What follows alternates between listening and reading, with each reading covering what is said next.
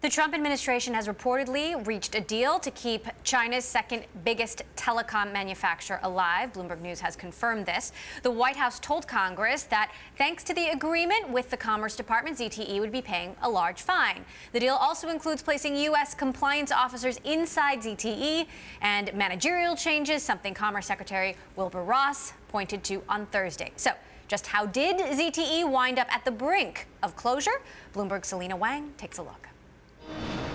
Congress had been increasing pressure on President Donald Trump to not weaken sanctions on ZTE, which is the Chinese telecommunications equipment company that's been a flashpoint in U.S.-China relations. It's become a central focus ever since the administration crippled the company by cutting it off from U.S. suppliers for allegedly violating the terms of a 2017 sanctions settlement and then lying about it. The U.S. also alleges that the state-linked enterprise is involved in the transfer of U.S. technology to China's military. Now, Trump, who has emphasized his hardline stance on China, made an abrupt reversal earlier this month when he said he was working on a way to get ZTE back into business and fast. Take a listen at how Trump said he plans to punish ZTE. What I envision is a very large fine of more than $1 billion, could be $1.3 billion. I envision a new management, a new board, and very, very strict security rules. And I also envision that they will have to buy a big percentage of their parts and equipment from American companies. Lawmakers are critical of Trump's reconsideration of these penalties against ZTE as a way to make a favor to the country's president, Xi Jinping. They argue that ZTE should not be used as a bargaining chip in trade negotiations, and that softening the blow could cost U.S. credibility.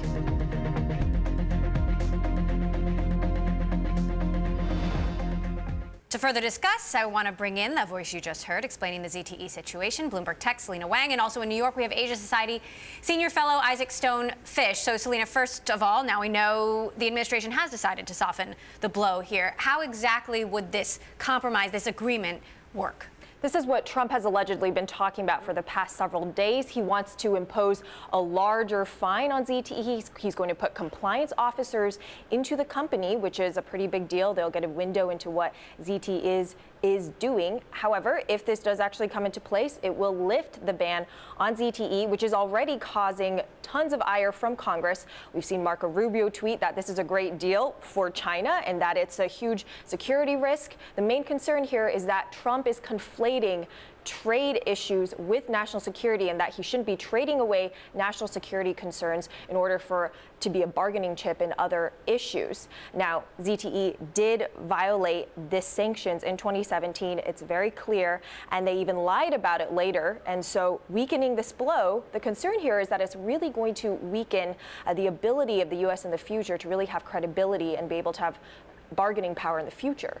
Isaac, it's also, some might find it somewhat skeptical that the Chinese government would allow compliance officers inside a Chinese technology company. You know, what do you make of this potential agreement here? I think that's a really good point, especially a technology company that has such close ties to the state.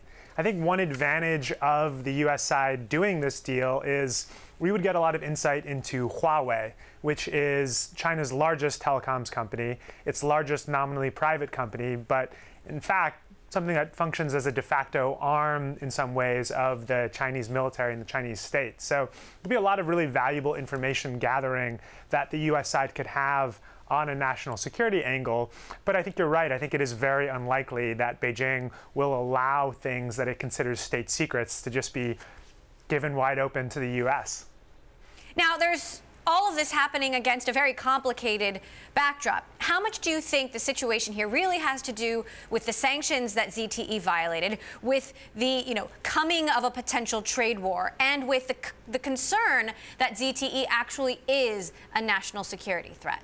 I think it unfortunately has to do very little with the sanctions that ZTE violated and so much more with the political situation right now. And I think that's a problem because it sends a message to U.S. and international firms that politics trumps economics and law.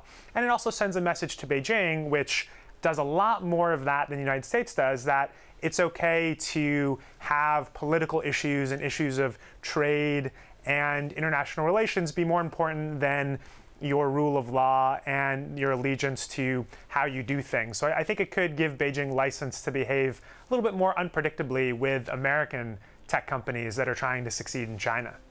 Selina, how does the cancellation of this summit with the North Koreans impact this?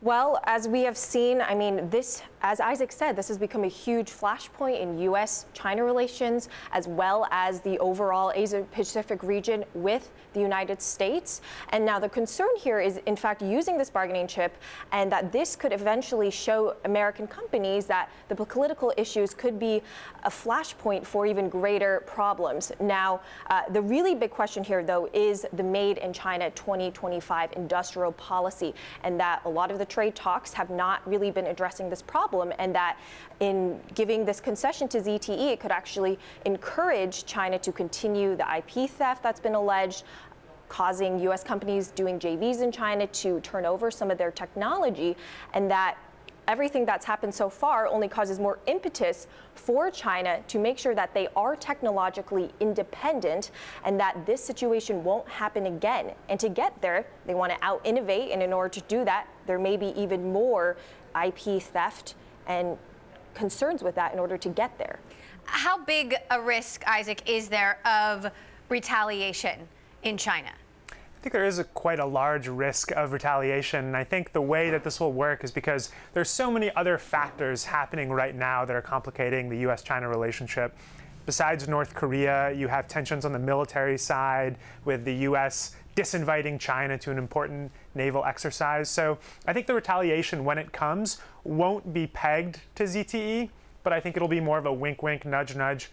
Okay, I think you know why this company is getting audited or why this company can't get a license. They'll just leave some plausible deniability involved with it. How could punishing ZTE in this way, Selina, lead to potential backlash against the U.S. administration more broadly? Well, obviously, the great concern is that China could levy a similar problem on a lot of U.S. companies that are offering in China. Now, the big issue overall is that it's not a level playing field. Chinese companies have been able to, for the most part, invest abroad, although the U.S. is really putting greater clampdowns on that, whereas U.S. companies have historically had many issues operating in China. Obviously, there's the requirement that they have to sometimes transfer their technology. Now, so far, the impact on ZTE has been that it's been mostly crippled. It's lost about, $3 billion. It's still having operating expenses. It has tens of thousands of employees that are idle, but they are hopeful that if and when this concession comes through, that they can immediately put those workers back into action. Isaac, how do you expect, this is obviously a very unpredictable U.S. administration. How do you expect this to evolve over the next days and weeks? Will this develop into a full-blown trade war? I think you gave me a nice out there saying that this is such an unpredictable administration. And I think one way to track that is to see what goes on with the North Korean summit. So earlier on Friday, Trump said, oh, actually, the summit might happen on June 12th. And the summit is a good barometer for the U.S.-China relationship. If the summit happens, I think the U.S. side will be more willing to help out on trade issues and be less likely to really punish ZTE. However, if the summit doesn't happen, I think a lot of U.S. lawmakers will blame China. It's hard to know if it's China's fault or not, but I think they'll receive a lot of the blame. And I think ZTE could certainly be a casualty in that blame.